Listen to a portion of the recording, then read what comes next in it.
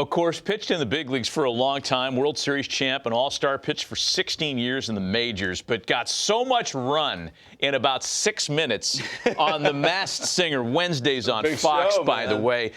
When you appear with, when Robin Thicke There's says... no way Robin Thicke knew who that was. I got a hard time believing that, too. But he is a Red Sox fan. Okay. So maybe it was legit. I want to ask Bronson about that. I want to ask Bronson if Jenny McCarthy is as hot in person as she always appears to be every time we see her on TV. What's up, Bronson? Good morning.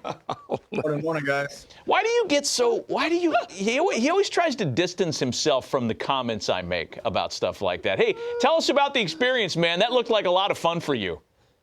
It was a ball. I mean, it was it was a lot of hard work. There was some 12-hour days of doing some, choreography, and, you're sound checking a lot, and you're doing a lot of stuff on the stage, and you're having to be covered up 24 hours a day. No one on set knows who you are. They're not allowed to speak to you. So it can be a little bit lonely, but it was fun to go out there and be challenged in a way that I hadn't been challenged before, trying to sing, but also having these other things, having a helmet on and having a microphone not near your mouth and listening to in-ear monitors and all these different things that are going on, kind of peeling back the layers and trying to grind a little bit. It was fun.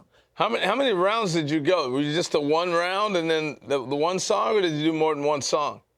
No, I think I sang 5 times. So it was going week after week, and people were dropping off. And I got to the finals against Strawberry there, and she beat me out on the Ed Sheeran song called Shivers. It was kind of a one-on-one matchup, and somebody's going home right now, and I wind up going home. So it felt like the panel there was surprised because, look, we know you. We know you are as accomplished musically as you were as a baseball player. But when you're told, as those people were, the judges, that it's a baseball player, I guess they weren't expecting your musical abilities to be what they were. Was that how you felt about it as well? Yeah, out of the gate, I sang Under the Bridge by the Chili Peppers. And, most people who sing on the show have a little bit more of a clean voice, and you could hear the grit in my voice, a little bit of the rock and roll thing. And they were definitely surprised the first time out, definitely thinking it was a musician. They were throwing out guys like Brandon Boyd from Incubus and Gavin Rossdale from Bush. And then, as time went on, they let out so many clues that I could see Robin's ears started perking up hardcore, and he started putting the pieces of the puzzle together. And then, Barry Zito, being my mentor on there who spoke on the show, made it where you thought this guy's got to be a baseball player. Oh, yeah. Okay. All right. I'll give him that. I thought it was just, he heard you sing. Oh, no. There were clues and stuff. Like I think he legit got it. Yeah, he got it. Hey, Bronson, I know that you have, and your previous release is taped to the wall behind you there. You have a new release that has dropped. Tell us about the new recordings that you've put out there. Yeah, I wrote 30 songs in about 28 days with my buddy Joe Jordan here in Cincinnati. He's an Atlantic Records artist now. He's putting out some folky music. And I had all these folky chords I wanted to write over. And we just started kind of getting after it. And every day we'd have a song. And I just thought, man, that's the best song I've ever written. And the next day you'd write another one and be like, I think that's the best song we've ever written. And so I just felt like I had to put this stuff out. So I just put out 8 songs called Life Lessons, and they're kind of folky, with a little bit of rock and roll vocal on it. And I've got a couple more coming down the pipe here real soon that I just put out on, on all the platforms, Apple, Spotify, wherever you listen to your music, you could catch it. So what genre would you say you're in then? This last record is definitely in that kind of Americana folky. It's easy listening. It's me on acoustic guitar. There's cellos, there's pianos. It's very simple and stripped down. I recorded this stuff really raw. You can tell there's imperfections in it on purpose, and it sounds like we're sitting around a campfire playing music. I put the other record out 2 years ago called Some Might Say, and that's rock and roll, kind of hardcore, ripping, and everything's perfect from the studio, and just getting everything dialed in. And I wanted something that felt a little bit more authentic, a little looser. And so it's just me and a couple of friends putting this thing together. And it's probably my favorite music that I've ever created. Wow. So when did you know, I talked to Bernie Williams along the way. I'm sure you spoke with Bernie and got to know the transition from baseball to music from him a little bit. I'm sure you had unique conversations. But when did you know you had this talent and you'd be able to do this? It didn't start till Double-A, actually. I'm in Altoona, Pennsylvania, the first year that team opened up in '99, and I started playing an acoustic guitar for the very first time. And it was just, I wanted to hack my way through songs that I loved, from Pearl Jam and Stone Temple Pilots and Nirvana. And you're just playing around a campfire, really, and trying to figure it out. But, people are starting to, you're singing karaoke once in a while, and people are saying, oh, that sounds pretty good, right? So you just think, maybe I'll just give it a shot at kind of making myself happy with this instrument.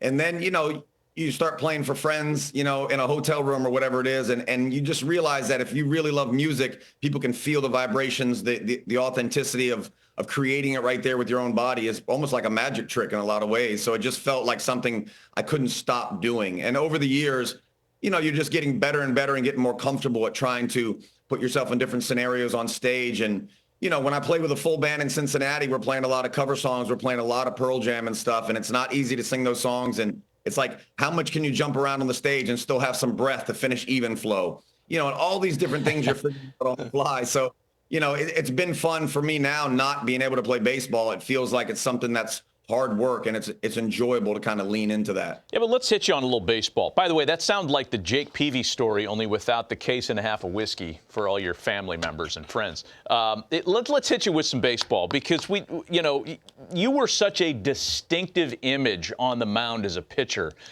You had tremendous success. You pitched with a clean bill of health for so many years, and yet you were an old school delivery.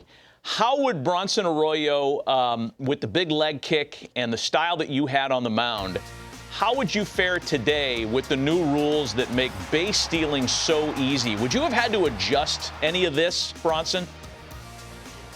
The base stealing, no. The quickness of the game with the clock would have been right up my alley. Everything about today's game would suit my game, no problem. I mean, even with so many guys throwing 95 to 100, having the ability to throw a 68-mile-an-hour curveball and then throw it at 78 would still play probably better now. I'll tell you what I would have problems with. The strike zone has definitely changed over the years. Back when I got called up, you still were coming off those mid-90s, Greg Maddux, Tom Glavine, guys who were getting 2 and 3 inches off the plate if you could hit your spot.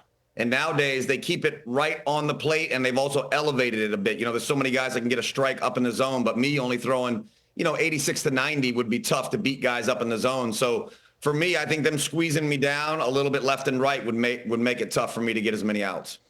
I was just going to ask you real quick before we let you go. Who do you like watching pitch nowadays?